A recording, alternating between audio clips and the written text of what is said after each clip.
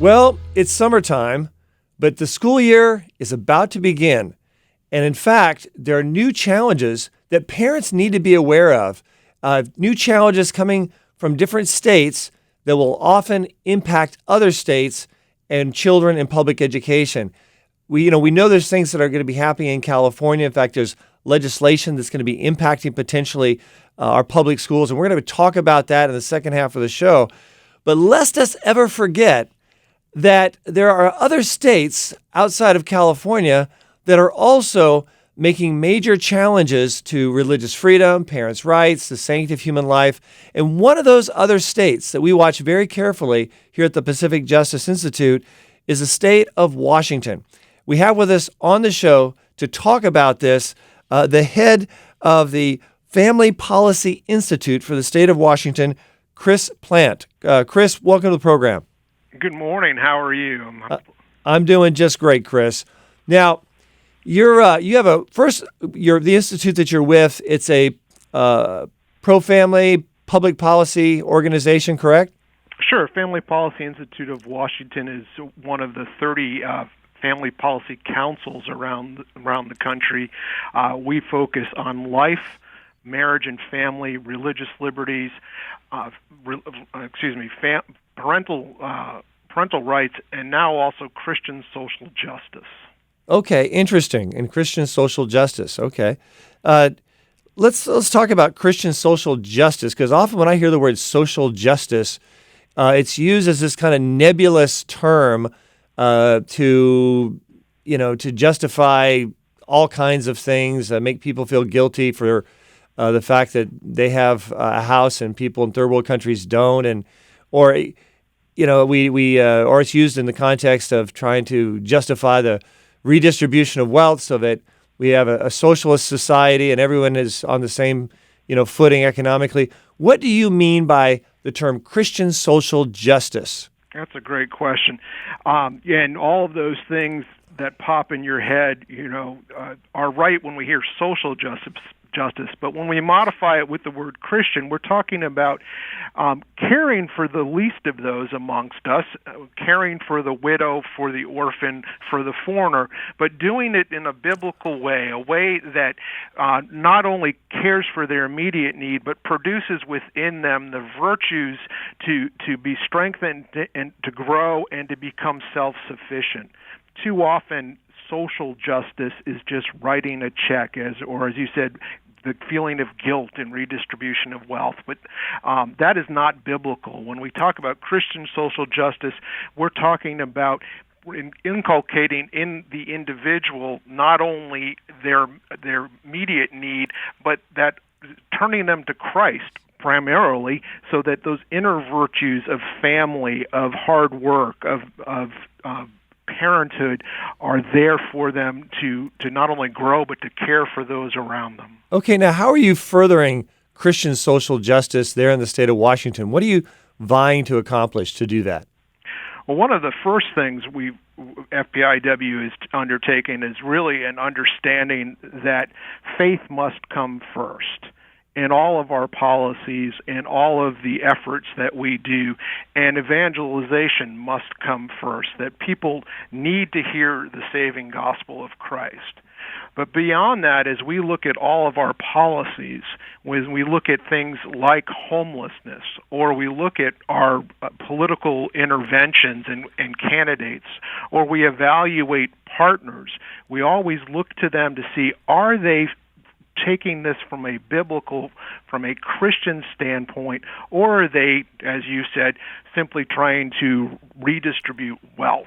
Are they trying to create guilt? No, we're here to make sure that those that we are seeking to help, and we are called to do that as Christians, we do that in a way that glorifies God, glorifies the image of God in the person, and creates those virtues within them to stand on their own 2 feet.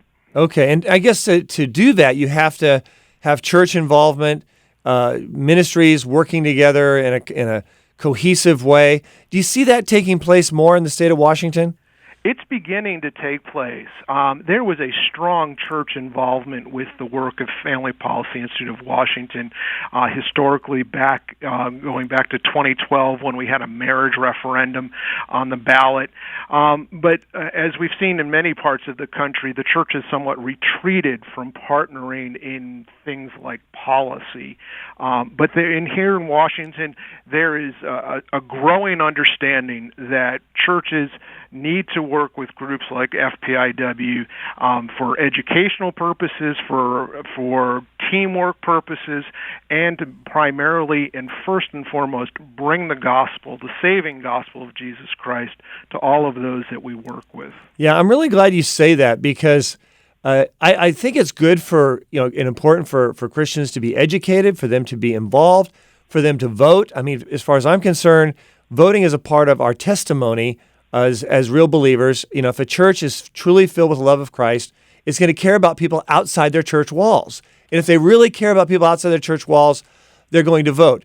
But at the same time, in the big picture, in the long term, what we're really looking at is transformation, spiritual transformation, individuals, one person at a time, coming into a real living relationship with the Lord, where you have that transformation and you have someone who is understands who they are, how God sees them, and what God expects of them and wants for them in a loving way for their own best interests as well as the best interests of others. So I like your perspective, and I think it's very balanced and very healthy. What are some of the specific challenges, though, there in the state of Washington that you're dealing with as a public policy organization? Like, for example, sex education. I know in California, we're going to talk a little about that in the second half of the program, dealing with some legislation, dealing with education. But as far as the state of Washington goes, my understanding, you had a comprehensive sex education bill that almost passed and may be coming back. Tell more. Absolutely. We had a comprehensive sexual education bill that would have mandated every public school in the state of Washington, grades K through 12, implement comprehensive sexual education for all their students. The bill itself and the policies and the ideas that it promoted were so unbiblical and so anti-family and anti-parental rights that it was terrifying to think that this bill may pass. Yeah. Praise God that many groups led by FPIW came together and turned out in the thousands to stand against this bill and to hold it off at least for another year. We know that it will come back again in January. We know we have to be ready to not only oppose it, but to provide positive policy alternatives, and we need to have parents aware of their rights. And Pacific Justice Institute has been involved in that here in Washington as well. It's been a pleasure to partner with Pacific Justice Institute, teaching parents what their rights are and helping them understand that there may just come a time when you need to opt your child out of public sexual education because it is anti-biblical and anti-family. Right, and I thank you for mentioning that because we do have on our website a place people can go to as far as under resources, parents' rights. They can download opt-out forms that will protect children, and they're customized for all 50 states, including the state of Washington. And we work really hard to prepare those in a way that really maximizes the choices of parents when it comes to topics like sex education. Now, what's interesting, you didn't say 9th grade through 12th grade. You didn't say 7th grade through 12th grade. You said kindergarten through 12th grade. That's what we're dealing with in California. And you're also not just dealing with the birds and the bees and where babies come from. You're dealing with explicit kinds of alternative intimacy acts, if you will. I'm thinking of my radio audience here. I want to be careful what I say. But intimacy acts, you're also dealing with lifestyles that are totally divergent from what most parents would want their children, especially in the elementary school level, exposed to. Do you think there's just a lot of unawareness out there that people in the state of Washington they're just not aware of this kind of legislation that looks like it's going to be coming back in some new formation in the future. Do you think that it's a lack of unawareness that's one of the main reasons of this, or do you think that the state of Washington has simply moved so far divergent from the Christian cultural, Judeo-Christian cultural heritage that this has become the new norm, and they don't mind with their little children being exposed to some of this very, very controversial and arguably very harmful material? No, I don't believe the state of Washington, and in this case, Mr. and Mrs. Smith, who live on Main Street, have moved to accepting the sexualization of their kindergartner. And when they heard about this, they were horrified. When they heard that, yes, this proposal would have been teaching alternative sexual identities to kindergartners, they were horrified, and they came out in droves. What this is unfortunately a state government and an education department in Washington that are just simply trying to push this agenda of alternative sexual acts and alternative sexual lifestyles as far down and as young down as they can, in order to indoctrinate these children. Wow. Parents, when they learn, they are horrified, and that is what FPIW is here for, is to get the word out to as many parents and other groups and churches as possible, so that when these things do come up, we can be there in Olympia or in a school board meeting, or even at a public library, as we've had to deal with the drag queen story hours sexualizing toddlers. Right. Yeah, we have a case matter like that we're dealing with in Spokane, defending a pastor who is being criminally prosecuted simply because he wanted to observe it along with everyone else.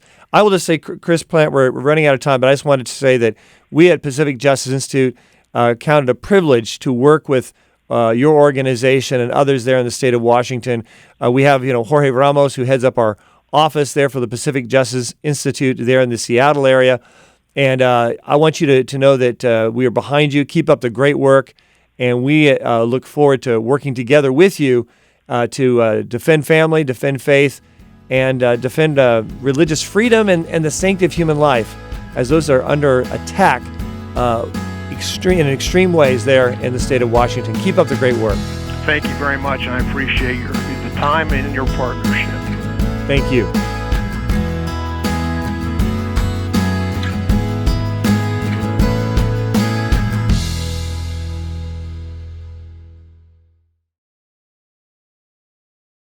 It's really hard. It was surreal. It was very surreal. We were raided. I mean, I don't even know. I still don't know why. I received a urgent call regarding a warrant that was being served on a Christian boarding school in Northern California. Approximately 16 California Highway Patrol officers armed with 2 canine units and 17 other investigators had appeared on this campus. And they were lined up along the side of our road here. We're here to search every building. I was shocked to see that it was an FBI style warrant. It was very broad. It had kick-down orders, meaning that the police could kick down doors. It was out of a movie. It was unnecessary. And there were a couple girls that were coming to me very upset and very emotional with the kinds of questions they were asking that were way too personal. It was very agenda-driven question formulation. It was like they walked them into answering it a certain way. The Department of Social Services started this process of getting this warrant against this school because of a tip, a hit piece from an internet tabloid. This is not a proper basis for a warrant to use 10-year-old information from hearsay.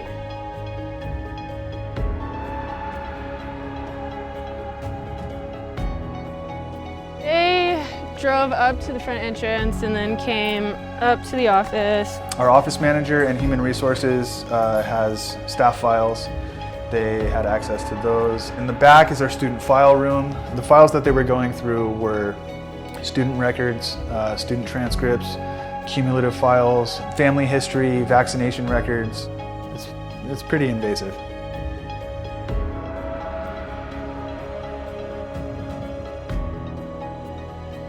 The real bottom line motivation for this, we've discovered, is the fact that the Department of Social Services and those who are behind this raid were actually wanting to shut this school down because they knew it was teaching from a Christian biblical worldview. A license with the state of California will force the school to give students the right to spiritual and sexual exploration.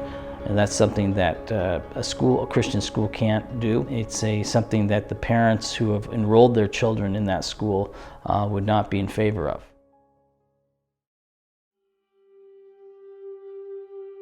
I think what I love about the school is it's so unique. There's such a great need for this, I think, in our country and especially in our state. It's very loving, it's very creative, it's very sincere and authentic. It's just back to what's simple and important in life. I got saved here. My parents, my mom and my stepdad, ended up getting saved through this process too. I was very anti-Christian my whole life. Like the girl that would go through the classrooms in school and try and prove any Christian wrong. It was just the consistency of here, living it out, is what really sold me on these people in this place.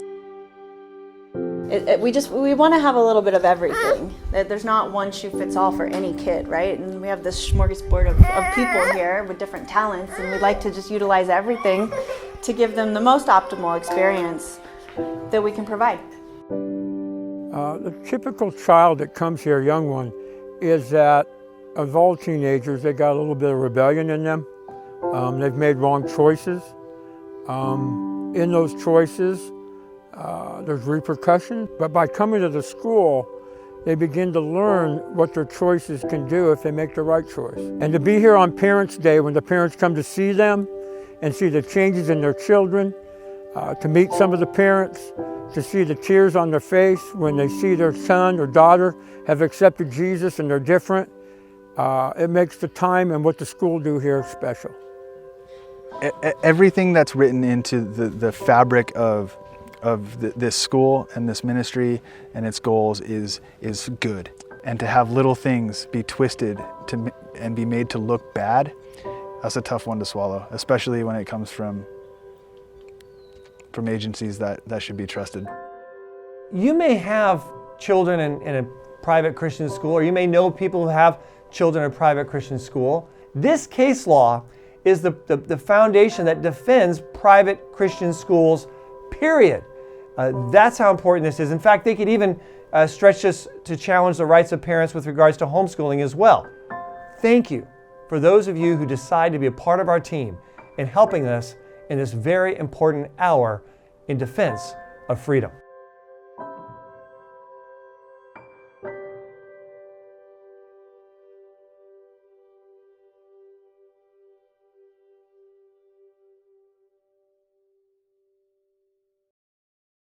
And folks, if you'd like to support the Pacific Justice Institute on either a one-time or a monthly basis, it's real easy to do. Just go to our website, pji.org.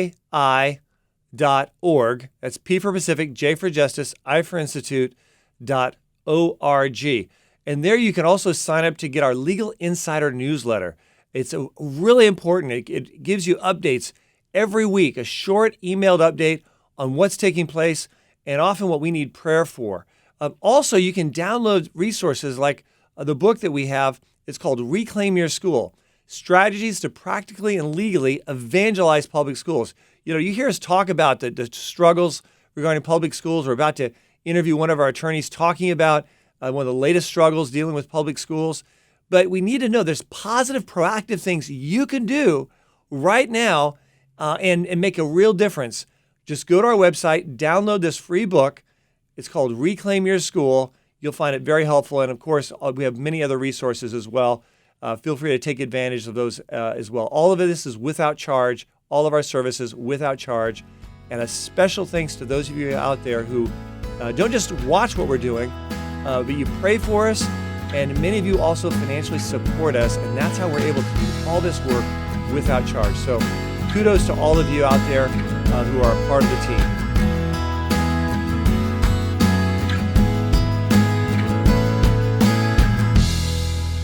Now, we have with us online one of our attorneys who actually heads up our Bay Area office in the South Bay area, the San Francisco Bay, actually San Jose area. Dennis Faigel, thank you so much, Dennis, for joining us. Thank you. I'm very happy to be here. Now, Dennis, you have been actively engaged in dealing with a real struggle involving public education, and this is dealing with specifically AB 493 and one particular teacher's struggle and how to deal with this.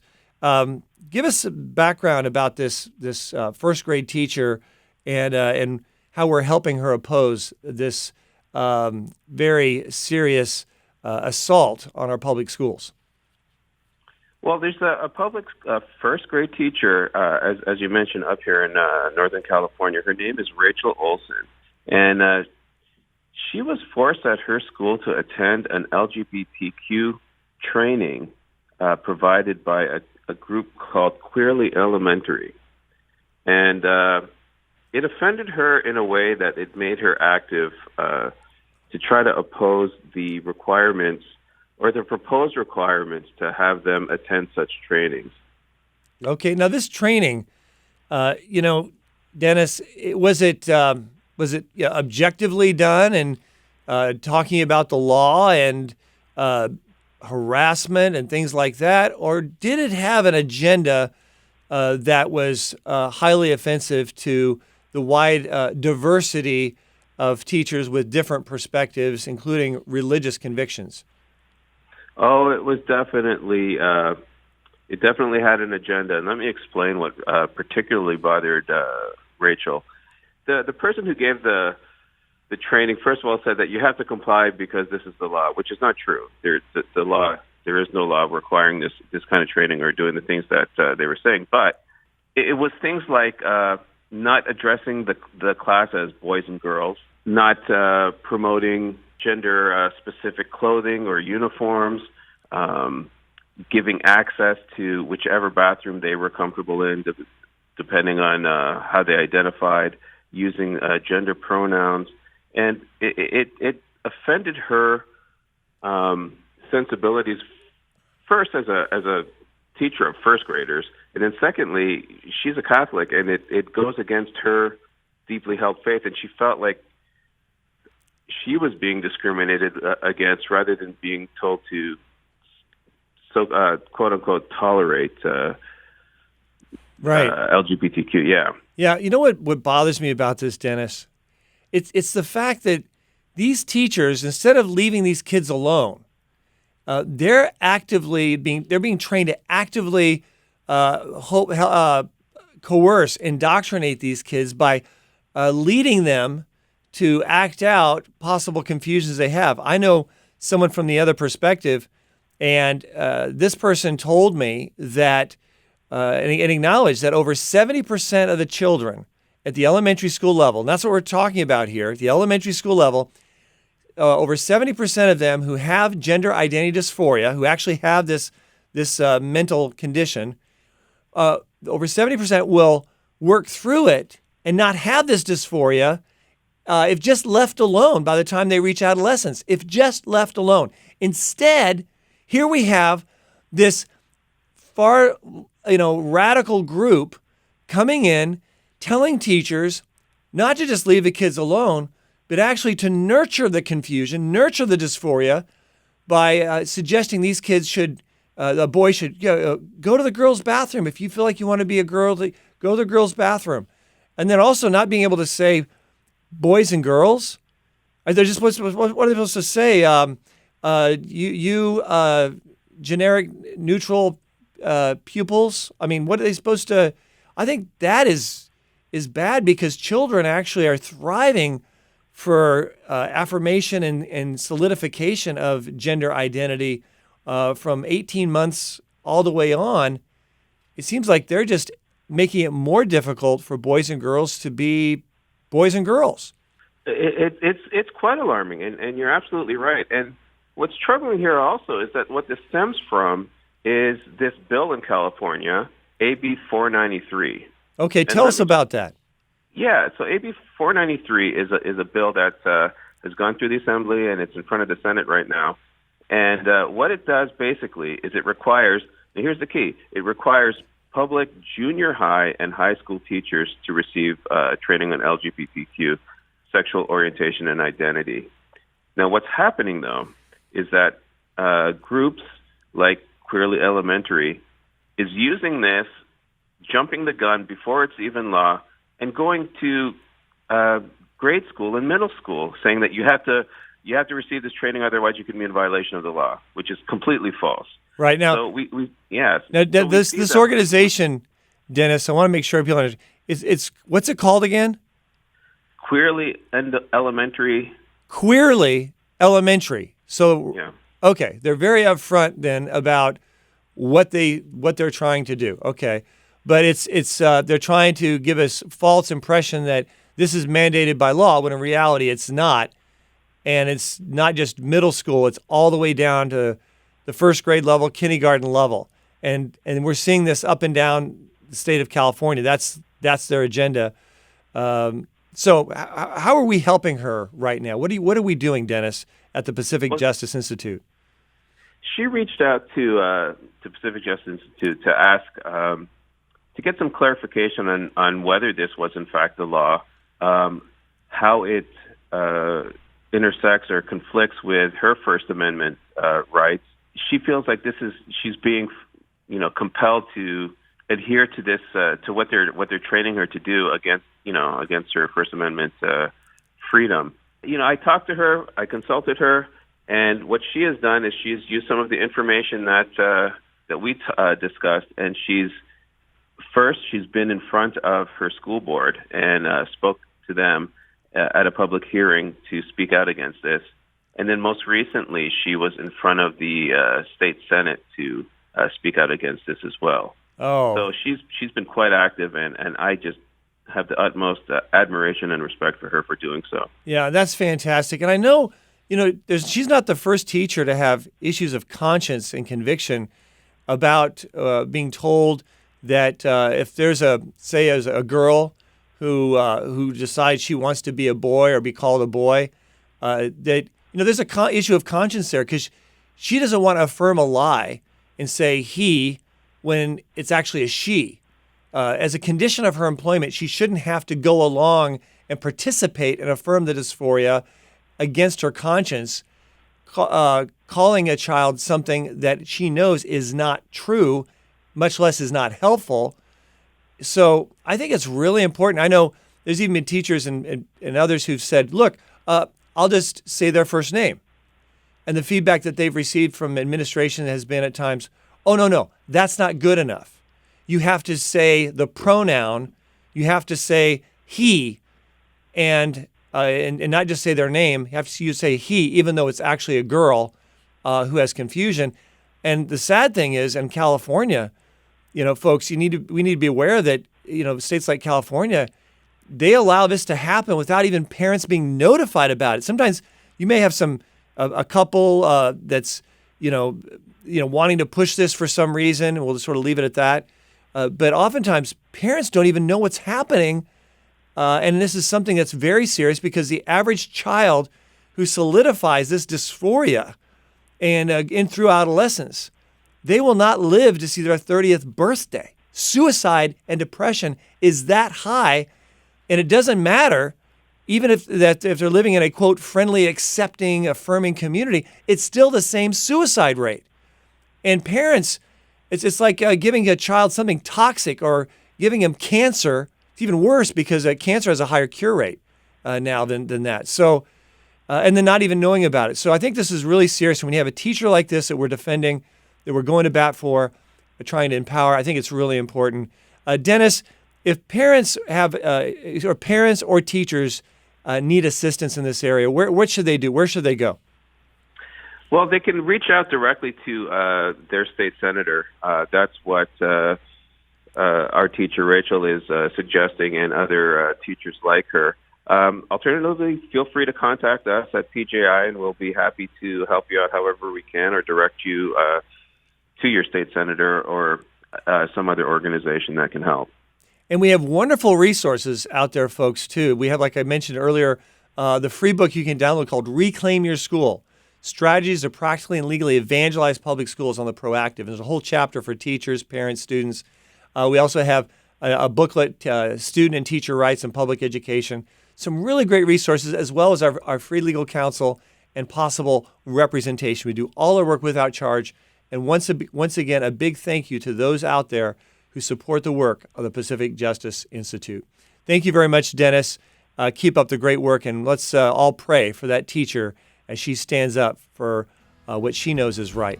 God bless. Thank you. So, folks, there you have it. It's our God-given freedoms we're talking about. Now, let's choose to keep them. I'm Brad Dacus, president of the Pacific Justice Institute. Have a great weekend.